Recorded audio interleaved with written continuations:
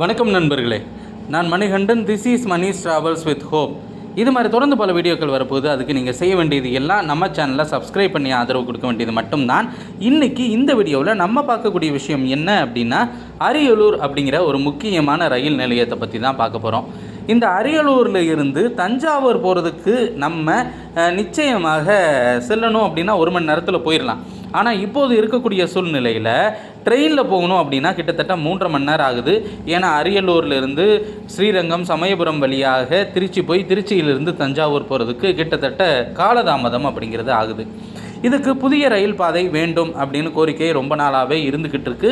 இந்த பாதை அமைக்கப்பட்டால் நிச்சயமாக அரியலூரிலிருந்து திருச்சி வராமலேயே நம்ம நிச்சயமாக தஞ்சாவூருக்கு போக முடியும்.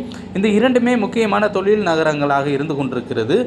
இதை நிச்சயமாக நடைமுறைப்படுத்த வேண்டும் அப்படிங்கிற கோரிக்கை அப்படிங்கிறது ரொம்ப நாளாகவே இருந்துக்கிட்டு இருக்கு.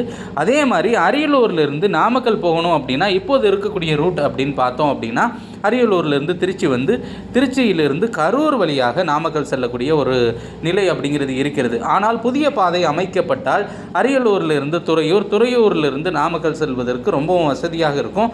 பேருந்தில் இன்றைக்கி நம்ம போகணும் அப்படின்னா கிட்டத்தட்ட 1.5 மணி நேரத்தில் போகக்கூடிய பயணம் ரயில்வே மூலமாக நம்ம போகணும் அப்படின்னா 3 மணி நேரத்துக்கு மேலே ஆகுது.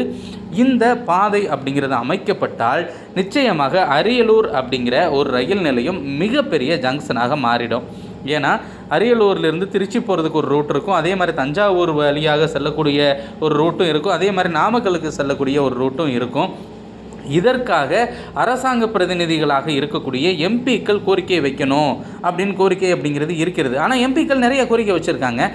பெரம்பலூர் எம்பியாக இருந்த பச்சமுத்து அவர்கள், பாரிவேந்தன் அப்படின்னு சொல்லுவாங்க, புதிய தலைமுறையினுடைய இயக்குனர், அவரும் கோரிக்கையை வச்சிருக்கிறாரு.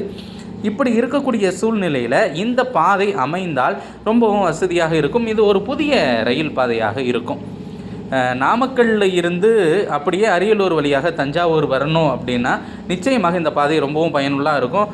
நாமக்கல்லிருந்து அப்படியே துறையூர் வழியாக அரியலூர் வந்து அரியலூர்லேருந்து தஞ்சாவூருக்கு டைரெக்டாக போயிட முடியும். திருச்சி அப்படிங்கிற முக்கியமான ரயில்வே ஜங்ஷனை தவிர்ப்பதற்கான வாய்ப்பு அப்படிங்கிறது இருக்கிறது. இதற்கான ஏற்பாடுகள் அப்படிங்கிறது நடந்தால் இன்னும் எத்தனை வருஷம் ஆகும் அப்படிங்கிறது நமக்கு தெரியாது. ஆனால் நடந்தால் ரொம்பவும் வசதியாக இருக்கும். அரியலூரில் இருந்து தஞ்சாவூருக்கும் அரியலூரிலிருந்து நாமக்கல்லுக்கும் புதிய ரயில் பாதை வேண்டும் அப்படிங்கிற கோரிக்கை அப்படிங்கிறது அந்த பகுதி மக்களால் வைக்கப்படுகிறது. உண்மையிலே இந்த கோரிக்கை நிறைவேறினா பல்வேறு மக்களுக்கு பயனுள்ளதாக இருக்கும் அப்படிங்கிறது ஒரு பக்கம் இருந்தாலும் கூட நம்மளுமே சீக்கிரம் போயிட முடியும். நன்றி, வணக்கம்.